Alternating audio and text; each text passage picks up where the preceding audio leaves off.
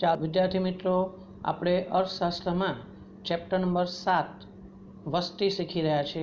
એમાં આજે આપણે ભણીશું પ્રશ્ન નંબર 6, ઊંચા જન્મદર માટેના કારણોની વિગતે ચર્ચા કરો। આ પ્રશ્ન બહુ જ ઇમ્પોર્ટન્ટ છે।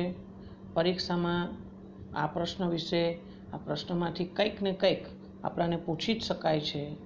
5 માર્ક માટે સ્વાધ્યાયમાં આ પ્રશ્ન આપેલો છે, પણ એમાંથી પેટા પ્રશ્નો 2 કે 3 માર્ક્સના પણ કાઢી શકાય તેમ છે। આપણે આ પ્રશ્નને બરાબર સમજીશું અને એને તમારે તૈયાર કરવાનું રહેશે। પ્રશ્ન ફરીથી એકવાર કે ઊંચા જન્મદર માટેના કારણોની વિગતે ચર્ચા કરો। સૌથી પહેલાં તો આપણે એવું જોઈએ જન્મદરનો અર્થ। જન્મદર એટલે શું? તો કોઈ એક વર્ષ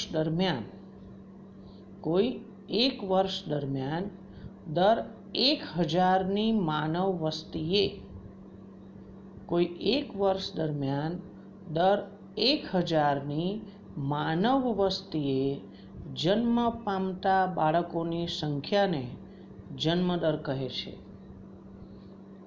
જન્મ પામતા બાળકોની સંખ્યાને, જે બાળકો એક વર્ષમાં જન્મ્યા છે, દર 1000ની વસ્તી દીઠ, માનવ વસ્તી દીઠ। આપણે પશુઓના જન્મદરની વાત નથી કરતા, માનવીઓના બાળકોના જન્મદરની વાત કરીએ છીએ। ભારતમાં આ જન્મદરનું પ્રમાણ ઘણું ઊંચું રહ્યું છે। દાખલા તરીકે 1951માં ભારતમાં જન્મદરનું પ્રમાણ 39.9 હતું, જે 2011માં ઘટીને 21.8 થયું છે। પણ અહીં જે જન્મદર ઘટ્યો છે એ ઘણો ધીમા દરે ઘટાડો દર્શાવે છે। હજુ પણ આ જન્મદરનું પ્રમાણ બીજા બધા વિકસિત દેશોની તુલનામાં ઘણું વધારે રહ્યું છે। તો આ જન્મદર કેમ ઊંચો છે એના માટેના કેટલાક કારણો, કેટલાક પરિબળો આપણને સમજાવવામાં આવેલા છે। ભારતમાં ઊંચા જન્મદર માટેના કારણોને 3 વિભાગમાં વિભાજિત કરવામાં આવ્યા છે। કયા 3 વિભાગો? નંબર 1, સામાજિક કારણો। કોઈ વાર આપણને સેક્શન ડીમાં આવો પ્રશ્ન અલગથી પૂછી શકાય કે ઊંચા જન્મદર માટેના સામાજિક કારણો સમજાવો 3 માર્ક માટે, તો ફક્ત આપણે સામાજિક કારણો સમજાવવા પડે। એમાં પહેલો મુદ્દો છે સાર્વત્રિક લગ્ન પ્રથા। સાર્વત્રિક લગ્ન પ્રથા। ભારતમાં લગ્ન એ ધાર્મિક સંસ્કાર છે। લગ્ન ન કરનાર વ્યક્તિ પ્રત્યે સમાજ શંકાની દ્રષ્ટિએ જુએ છે। એટલે શું કે ભારતમાં જાણે લગ્ન કરવા એ સંસ્કાર છે, રિવાજ છે, તમારે લગ્ન કરવા જ પડશે, કરવા જ જોઈએ। શા માટે આ યુવકનું કે યુવતીનું લગ્ન નથી થયું? જો કોઈ મોટી ઉંમરનો યુવાન કે યુવતી લગ્ન વગરનો હોય તો સમાજમાં લોકો, આજુબાજુમાં રહેતા પડોશીઓ એ આની શંકા કુશંકા કરશે કે છોકરામાં કે છોકરીમાં કંઈ ખામી તો નહીં હોય ને, કેમ લગ્ન નથી કરતા? આવું એટલે આ બધાથી બચવા માટે પણ કે લોકો આપણી પર ટીકા ના કરે, આપણી પર શંકા ના કરે, એના માટે પણ બધા લોકો મેરેજ કરતા હોય છે। દરેક સ્ત્રી પુરુષ લગ્ન ગ્રંથિથી જોડાય છે। એમાં દિવ્યાંગ લોકો પણ અપવાદ નથી। જે લોકો શારીરિક રીતે અશક્ત છે, અંધજન છે, બરાબર, તે લોકો પણ આમાં અપવાદ નથી। એવા લોકો પણ લગ્ન કરે છે। વિકસિત દેશોની તુલનામાં ભારતમાં દરેક સ્ત્રી લગ્ન કરે છે। આમ સાર્વત્રિક લગ્ન પ્રથા, એનાથી જન્મદર ઊંચો જાય છે। એટલે સ્વાભાવિક છે કે જો સ્ત્રીઓ અને પુરુષો લગ્ન કરે, તમામ સ્ત્રીઓ, લગભગ બધી સ્ત્રીઓ લગ્ન કરે, એ સ્વાભાવિક છે કે ભાઈ લગ્ન કરે એટલે આપણને માતા પિતા બનવાનું એક અરમાન હોય, એક ઈચ્છા હોય। ભલે તાત્કાલિક નહીં, પરંતુ લગ્ન પછીના વર્ષ, 2 વર્ષ, 3 વર્ષ પછી ગમે ત્યારે દરેક સ્ત્રીને એવું થાય, દરેક પુરુષને એવું થાય કે હું પણ એક બાળકનો પિતા બનું। એટલે સ્વાભાવિક છે બાળકોનો જન્મ થાય। અને વસ્તી વૃદ્ધિ દર પણ ઊંચો જાય છે. બીજું છે કે નાની ઉંમરે થતા લગ્નો અને વિધવા પુનઃ લગ્ન. આમ તો આપણા દેશમાં કાયદો છે કે 18 વર્ષ મિનિમમ છોકરીઓના લગ્ન માટે જોઈએ અને 21 વર્ષ પુરુષો એટલે છોકરાઓના લગ્ન માટે આટલી ઉંમર પૂર્ણ થયેલી હોવી જોઈએ, તો તમે કાયદેસર રીતે લગ્ન ગ્રંથિથી જોડાઈ શકો છો. પણ આપણા દેશમાં બાળ લગ્ન અટકાવતો કાયદો હોવા છતાં, એટલે જે લોકો આ કાયદેસરની ઉંમર કરતાં નાની ઉંમરે લગ્ન કરે છે એ બધા બાળ લગ્નો છે, એને અટકાવતો કાયદો હોવા છતાં પણ ઘણા વિસ્તારોમાં એવું જોવા મળે છે કે નાની ઉંમરે લગ્ન થાય છે. હવે નાની ઉંમરે લગ્ન થવાથી શું તકલીફ થાય, કે વસ્તી કેવી રીતે વધે, જન્મદર કેમ ઊંચો થાય, તો સામાન્ય રીતે સ્ત્રીઓની ઉંમર જે 14-15 વર્ષથી માંડીને જે 49 વર્ષ સુધીનો સમયગાળો છે, સ્ત્રીની ઉંમર 15 વર્ષથી માંડીને 49 વર્ષ સુધીની, તો એને આપણે છે ને એવું સમજીએ છીએ કે આ સમયગાળામાં સ્ત્રી માતૃત્વ ધારણ કરી શકે છે, માતા બની શકે છે. બરાબર. તો હવે જ્યારે એનું લગ્ન આવી રીતે નાની ઉંમરે 16-17 વર્ષે લગ્ન કરાવી દેવામાં આવે, એ જે એનો માતૃત્વ ધારણ કરવાનો સમયગાળો શરૂ થયો છે, એટલે એ જ સમયગાળાથી એ માતા બનવાનું શરૂ થઈ શકે છે. એટલે સ્વાભાવિક છે કે નાની ઉંમરે લગ્ન કર્યા હોય તો લગ્ન પછી 1-2 વર્ષ પછી એમની ત્યાં સંતાન થાય, ફરીથી બીજા 1-2 વર્ષ પછી બીજું સંતાન થાય. આવી રીતે આ માતૃત્વ ધારણ કરવાનો સમયગાળો 15થી 49 બહુ લાંબો જોવા મળે છે. પણ જો સ્ત્રીઓને, છોકરીઓને કાયદેસરની ઉંમર 18 વર્ષ પછી, આપણે એવું ધારી લે ચલો 20-22 વર્ષ પછી જો લગ્ન કરાવવામાં આવે, તો એનો જે માતૃત્વ ધારણ કરવાનો સમયગાળો છે આપણે થોડો ઘટાડી શકીએ. જે 16-17 વર્ષે મા બની જતી હતી એ સ્ત્રી હવે, એ યુવતી કે સ્ત્રી હવે 22-23 વર્ષે માતા બનવાનું શરૂ થાય છે, તો એટલા એના બાળકોની સંખ્યા ઓછી થાય. બરાબર. આવું. પણ નાની ઉંમરે લગ્ન થતા હોવાથી શું થાય છે કે તેમનો પ્રજનન કાળ ખૂબ લાંબો રહે છે. આ જે પ્રજનન કાળ છે, માતૃત્વ ધારણ કરવાનો સમયગાળો, એ બહુ લાંબો જોવા મળે છે. તેથી બાળકોને જન્મ આપવાનું પ્રમાણ વધી જાય છે. દેશમાં વિધવા પુનઃ લગ્ન હવે સામાન્ય થતા જાય છે.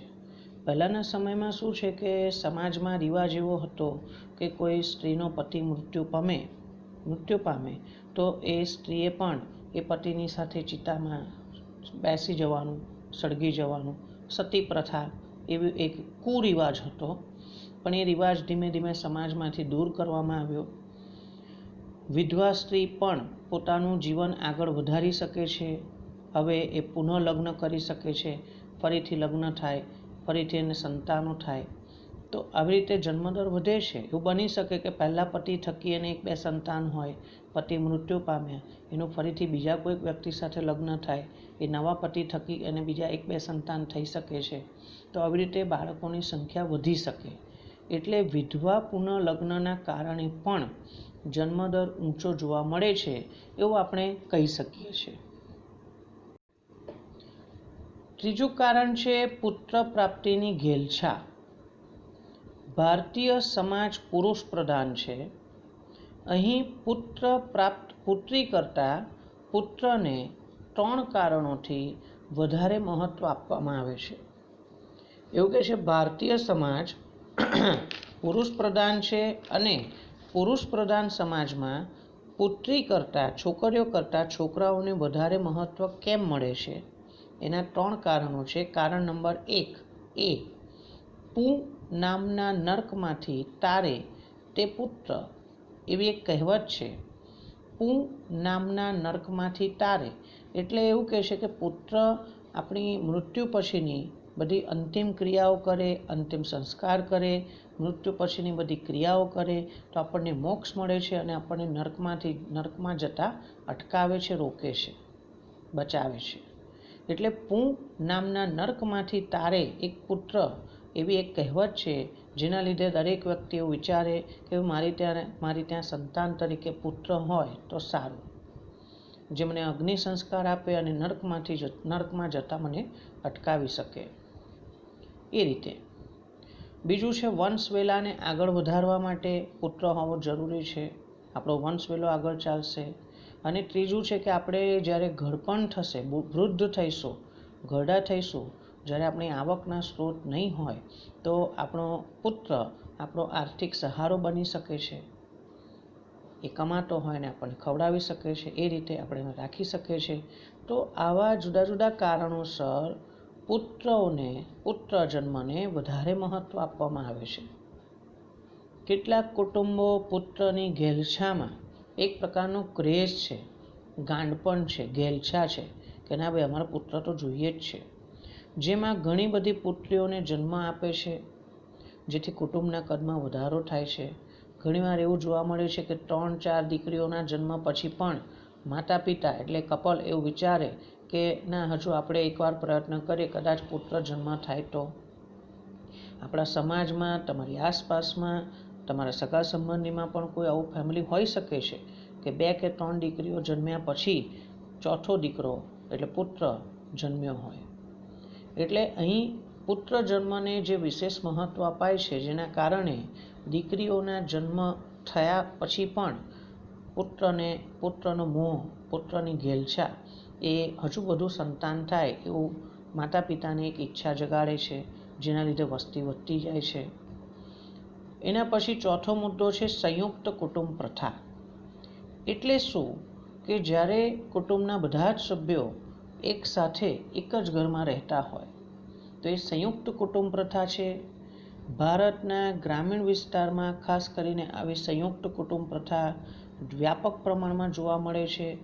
એવું નથી કે શહેરોમાં સંયુક્ત કુટુંબ પ્રથા નથી, બરાબર, પણ શહેરોમાં વિભક્ત કુટુંબ પ્રથા વધારે હોય છે, વિભક્ત છૂટા છૂટા રહેતા હોય, બરાબર.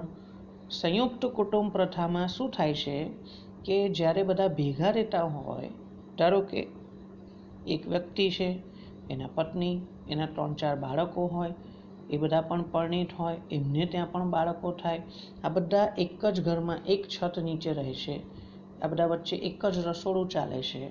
અહીં શું થાય છે, ઘરની જે જવાબદારી છે, ઘર ખર્ચ, એ બધા જ મેમ્બર વચ્ચે વહેંચાઈ જાય છે. જે આર્થિક જવાબદારી છે ને ઘર ચલાવવાની, એ બધાની વચ્ચે વહેંચાયેલી છે. એટલે આવા સંજોગોમાં જો કુટુંબમાં બાળક નવું જન્મ લેશે તો એના ઉછેરનો પ્રશ્ન મુશ્કેલી નહીં હોય. ઉછેર કેવી રીતે કરીશું? તો કુટુંબના ઘરના બીજા બધા સભ્યો છે ને, એની સાથે આ બાળકના ઉછેરની જવાબદારી વહેંચાઈ જાય છે, શેર થઈ જાય છે. એટલે શું છે, બાળકનો જન્મ બોજારૂપ નહીં લાગતો.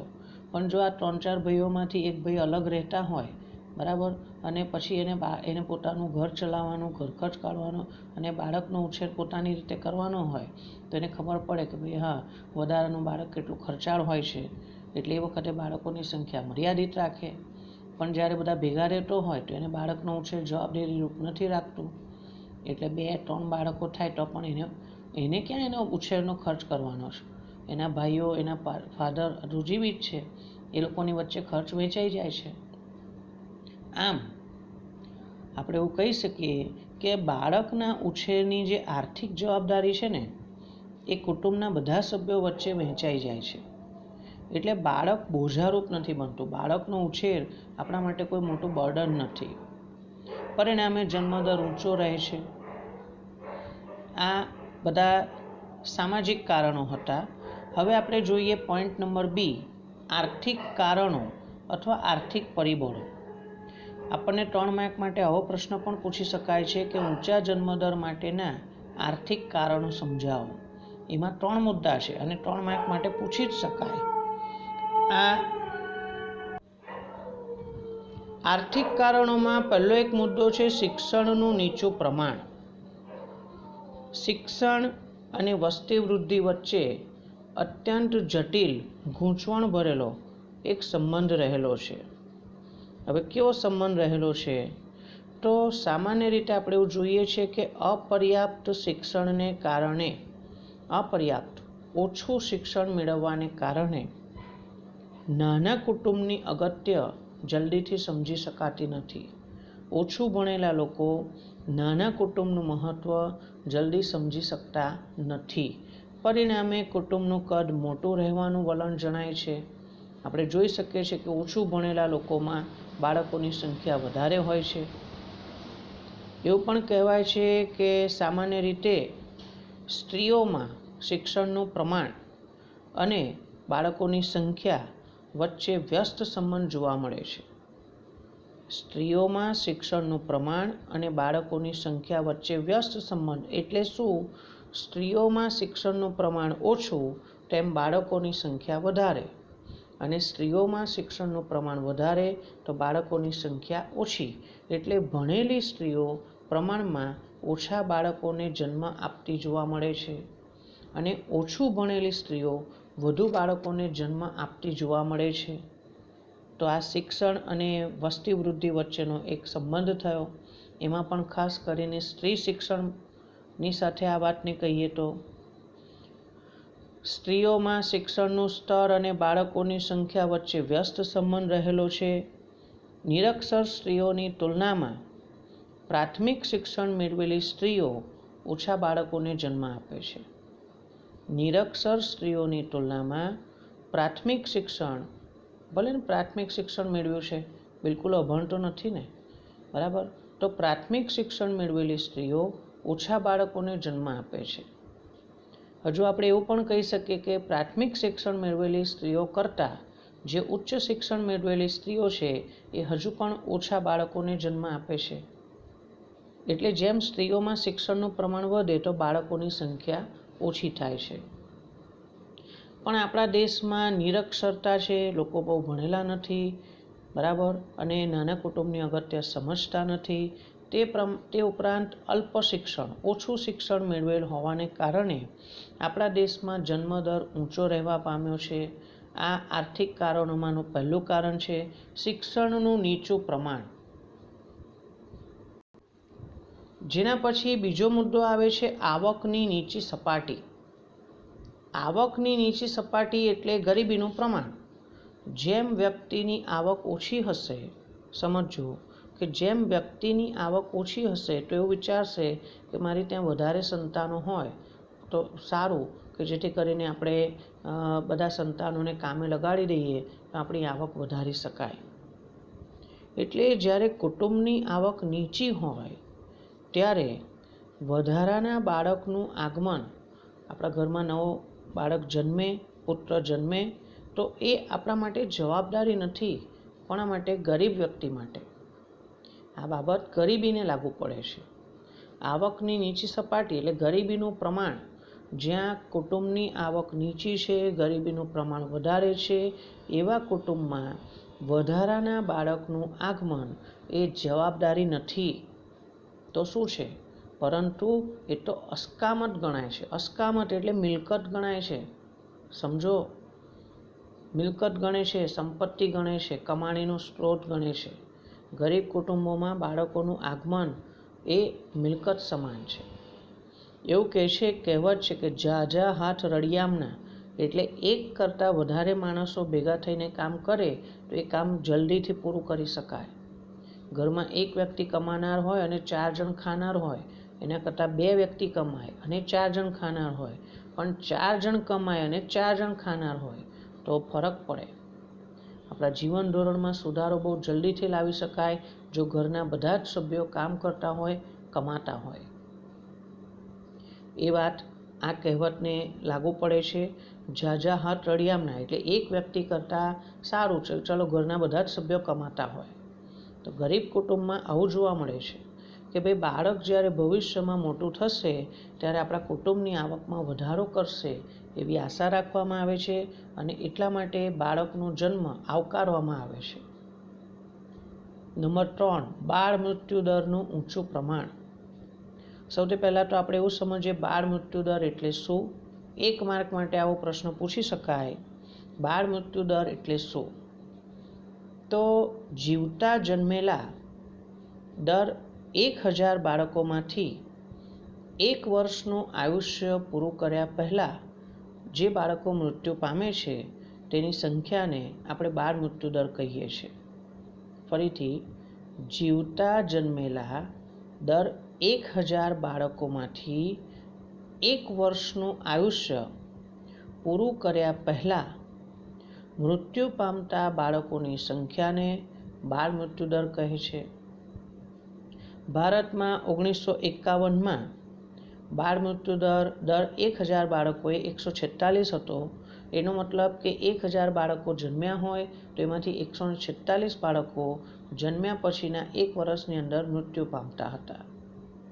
જે પ્રમાણ ઘટીને 2011માં 41.40 થયું છે, જે ઘટ્યું છે પણ હજુ બીજા બધા દેશોની તુલનામાં ઘણું ઊંચું છે. આ દર હજુ ઊંચો ગણાય છે. હવે આપણા દેશમાં બાળ મૃત્યુનું પ્રમાણ કેમ વધારે છે?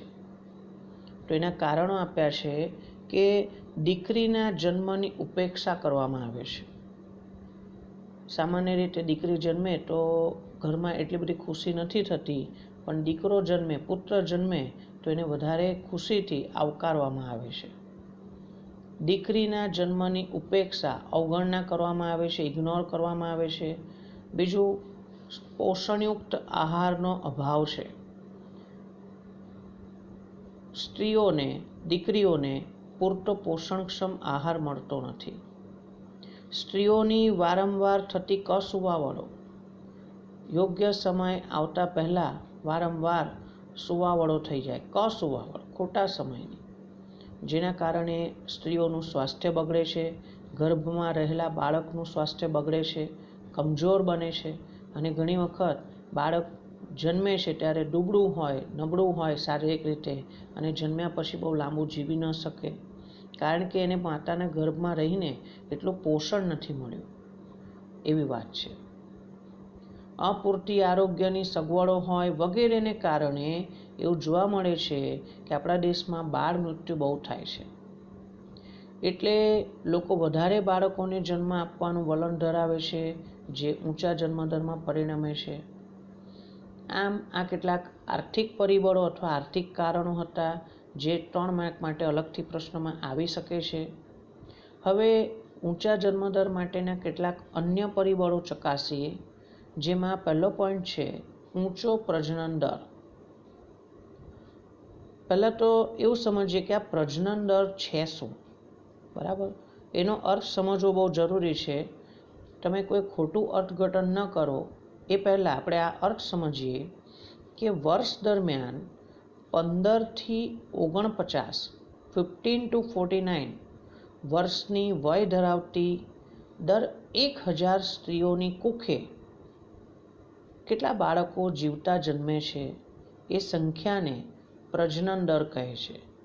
આગળ મેં તમને એવું સમજાવ્યું કે જે 15 વર્ષથી 49 વર્ષની વયજૂથ છે એ સ્ત્રીઓ એ સમયગાળામાં માતૃત્વ ધારણ કરી શકે છે, માતા બની શકે છે. તો આવી દર 1000 સ્ત્રીઓ જે આ ઉંમરમાં હોય એ કેટલા બાળકોને જન્મ આપે છે?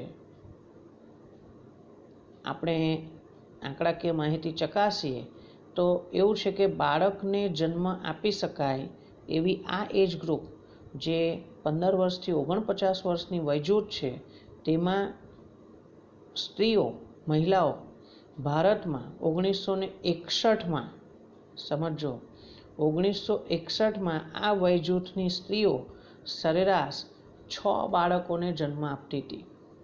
કેટલા? સરેરાશ જીવિત બાળકોની સંખ્યા 6 હતી. એટલે 1961 સુધીમાં એક સ્ત્રી સરેરાશ 6 બાળકોને જન્મ આપતી હતી. કદાચ તમે તમારા દાદા દાદીના ભાઈ બહેનોની સંખ્યા ગણશો તો ખબર પડી જશે કે 4, 5, 6 બાળકો હોવા એ સામાન્ય વાત ગણાતી હતી. પછી આ પ્રમાણ ધીમે ધીમે ઘટીને, જે સંખ્યા ઘટીને 2011માં હવે એક સ્ત્રી એવરેજ 3 બાળકોને જન્મ આપે છે. પણ હજુ પણ આ 3 બાળકોની સંખ્યા ઘણી વધારે છે. પણ અહીં મુદ્દો એ છે કે ઊંચા જન્મદર માટે આ જે એજ ગ્રુપ છે 15 થી 49 વર્ષની વયજૂથ, એમાં બાળકોના જન્મનું પ્રમાણ ઘણું વધારે છે. એ આનો મુદ્દો છે. છેલ્લું એક કારણ આપ્યું છે બીજા નંબરનું અન્ય કારણોમાં એ છે કુટુંબ નિયોજન અંગેની માહિતીનો અભાવ. સૌથી પહેલાં આપણે એવું સમજીએ, 1 માર્ક માટે આવો પ્રશ્ન પૂછાય છે કે કુટુંબ નિયોજન એટલે શું? કુટુંબ નિયોજન એટલે કુટુંબના કદનું નિયોજન, એટલે આયોજિત માતૃત્વ અને પિતૃત્વ. આપણે માતૃત્વ ક્યારે ધારણ કરવું છે, પિતૃત્વ ક્યારે ધારણ કરવું છે, મા બાપ ક્યારે બનવાનું, એ દંપતીએ વિચારવાનું છે. લગ્ન કર્યા પછી માતૃત્વ પિતૃત્વ ક્યારે ધારણ કરવું એ માતા પિતા એટલે કે હસબન્ડ વાઈફ વિચારે છે. આયોજિત માતૃત્વ અને પિતૃત્વ દ્વારા કુટુંબને સમજદારીપૂર્વક મર્યાદિત રાખો. કુટુંબનું કદ સમજદારીથી ઓછું રાખો, મર્યાદિત રાખો. 1 કે 2 બાળક બહુ થઈ ગયા એમ, એ રીતે. અને 2 બાળકો વચ્ચે યોગ્ય સમયગાળો, સમય મર્યાદા નક્કી કરવી. 2 બાળકો વચ્ચે યોગ્ય સમય મર્યાદા નક્કી કરવું. જો એવું પણ કરીએ તો એને પણ કુટુંબ નિયોજન કહેવાય. દાખલા તરીકે 2 બાળકોના જન્મ વચ્ચે ઓછામાં ઓછા 3 વર્ષનો ગેપ હોવો જરૂરી છે, અથવા હિતાવહ છે. બરાબર. સરકાર એવી સૂચના આપે, એવી સૂચના કરતાં હું એવો શબ્દ વાપરીશ કે એવી જનજાગૃતિ ફેલાવે છે કે ભાઈ નાનું કુટુંબ સુખી કુટુંબ, અમે 2, અમારા 2 બાળકો વચ્ચે ઓછામાં ઓછો 3 વર્ષનો ગેપ હોવો જરૂરી છે. બીજું બાળક ક્યારે? જ્યારે પહેલું બાળક સ્કૂલે જાય ત્યારે. એવી રીતે જાહેરાતો કરે છે કે જેથી કરીને પહેલું બાળક થોડું મોટું થયું હોય, સમજણું થયું હોય, અને જો બીજું બાળક જન્મે તો બીજા બાળકના ઉછેર તરફ માતા એનું પૂરતું ધ્યાન આપી શકે. હજુ પહેલું બાળક નાનું હોય વર્ષનું, અને ત્યાં જ બીજું બાળક જન્મે 1 જ વર્ષના ગાળામાં, જો આવી રીતે વર્ષના ગાળામાં બાળકો જન્મે તો શું છે કે પહેલું બાળક જ એટલું નાનું છે અને બીજું બાળક આવી ગયું તો બંનેના ઉછેરની જવાબદારી, બંનેના પર ધ્યાન રાખવાનું કામ થોડું અઘરું થઈ પડે છે. બરાબર. એટલે 2 બાળકો વચ્ચે યોગ્ય ગેપ હોવો જરૂરી છે. પણ ભારતીય સમાજમાં ગરીબી બહુ વ્યાપક પ્રમાણમાં, મોટા પ્રમાણમાં જોવા મળે છે. એટલે ગરીબ વ્યક્તિ કુટુંબ નિયોજન નહીં અપનાવે. એ તો એવું વિચારશે કે મારે વધારે બાળકો હોય તે સારું, મારે તો કમાણીનો સ્ત્રોત છે. બાળકોને ઉછેર પાછળ એને કોઈ ખર્ચ કરવાનો નથી ખાસ. બરાબર. સારી સ્કૂલમાં ભણાવવું, સારા કપડાં પહેરાવવા, સારો ખોરાક આપવો, એ બધી જરૂરિયાતો પાછળ પૈસા ખર્ચવાને બદલે આ બાળક થોડું મોટું થાય એટલે આપણે એને કોઈ જગ્યાએ કામે ધંધે લગાડી દઈશું અને સાંજ પડે 5, 50, 100 રૂપિયા કમાઈ લાવશે. એટલે ગરીબ વ્યક્તિ તો કુટુંબ નિયોજન અપનાવે જ નહીં. બરાબર. સામાજિક રીત રિવાજો, ધાર્મિક માન્યતાઓ, ઘણા લોકો એવું કહે કે ભાઈ ભગવાનની કૃપા છે, ભગવાનની દેન છે બાળકો, તો આપણે એને આવતા અટકાવવા ના જોઈએ. બરાબર. એવી રીતે તો એવી કેટલીક માન્યતાઓને કારણે અને શિક્ષણનું પ્રમાણ ઓછું છે એટલે ઓછું ભણેલા લોકો નાના કુટુંબનું અગત્ય સમજતા નથી, કુટુંબ નિયોજનનું મહત્ત્વ સમજતા નથી, અને એ લોકો કુટુંબ નિયોજનને અવરોધે છે, રોકે છે, અટકાવે છે. કુટુંબ નિયોજન માટે ઘણી વખત વિવિધ સાધનો જે વપરાતા હોય છે એ સાધનોની આપણને જાણકારી પણ નથી હોતી કે ભાઈ કેવી રીતે કુટુંબ નિયોજન કરી શકાય. એની જાણકારીનો અભાવ જોવા મળે છે, અને ક્યારેક આ સાધનો પૂરતા બજારમાં મળતા પણ નથી હોતા. બરાબર. એટલે આ બધા જુદા જુદા કારણો છે જેના લીધે કુટુંબ નિયોજન અંગેની માહિતીનો અભાવ છે, અને જે ઊંચા જન્મદર માટે કારણરૂપ છે. ઓવરઓલ ફરીથી હું બધા મુદ્દા ભૂલી જાઉં છું, રીકેપ કરી લઈએ. આપણો પ્રશ્ન છે કે ઊંચા જન્મદર માટેના કારણોની વિગતે ચર્ચા કરો. જવાબ: ઊંચા જન્મદર માટેના કારણો. Point number A, capital A, મુખ્ય મુદ્દો એ છે સામાજિક કારણો. સામાજિક કારણોમાં 4 પેટા મુદ્દા આવ્યા. પહેલું કારણ હતું સાર્વત્રિક લગ્ન પ્રથા. બીજું, નાની ઉંમરે લગ્ન અને વિધવા પુનઃલગ્ન. નંબર 3, પુત્ર પ્રાપ્તિની ઘેલછા. અને નંબર 4, સંયુક્ત કુટુંબ પ્રથા. આ બધા સામાજિક પરિબળો હતા. હવે આવ્યા આર્થિક. પોઈન્ટ નંબર B, આર્થિક પરિબળો. એમાં 3 મુદ્દા આવે છે. નંબર 1, શિક્ષણનું નીચું પ્રમાણ. નંબર 2, આવકની નીચી સપાટી. અને નંબર 3, બાળ મૃત્યુદરનું ઊંચું પ્રમાણ. પછી આવે છે સી, અન્ય પરિબળો અથવા અન્ય કારણો, જેમાં 2 મુદ્દા છે. પૈકી પહેલો મુદ્દો ઊંચો પ્રજનન દર અને બીજો કુટુંબ નિયોજન અંગેની માહિતીનો અભાવ. ઓવરઓલ આ પ્રશ્ન ઘણો જ ઇમ્પોર્ટન્ટ છે. આપણે આ પ્રશ્નનો જવાબ વ્યવસ્થિત રીતે પરીક્ષામાં પૂછાવાનો જ છે, એવી રીતે તૈયાર કરી દેવો. ઓકે, બીજો પ્રશ્ન નેક્સ્ટ ટાઈમ.